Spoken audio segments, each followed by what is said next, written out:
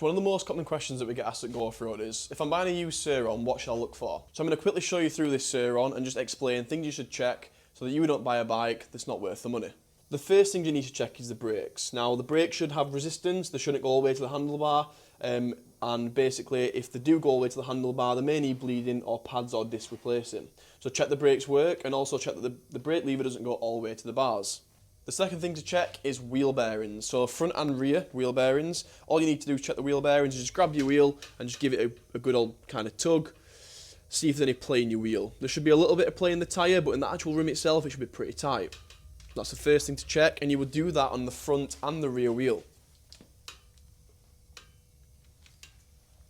So the next thing to check would be the suspension. The suspension shouldn't have too much resistance in it, but it also shouldn't be too weak so you can just push it down to the floor. It should be a medium amount of resistance so the forks press down nicely and do the job, which is to comfort the blow of jumps and etc. Same with the rear suspension.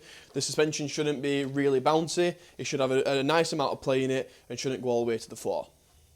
The next thing to look out for is play in the headset bearings. One of the most common issues with the Surron is that the headset bearings become loose and they become damaged, which would need replacing. So when you're looking for a bike, just hold the front brake in and rock the bike back and forth. If there's play in the headset bearings, you'll notice a movement between the fork crowns here. If these are worn, the repair bill could be anywhere between £100 and £200.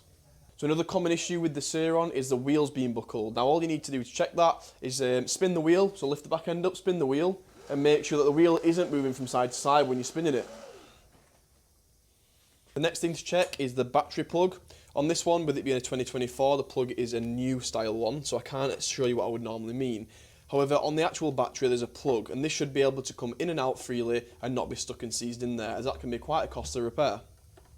Moving on to the chain should be relatively tight and shouldn't be overly rusty. If the chain's rusty, it will need repairing and will cost you some extra money when buying a bike. The next thing to be mindful of is the belt on the Surron. Although this isn't that expensive, it can cost you up to around £100 to get the belt changed. So make sure that you check this out when you're looking for a used bike.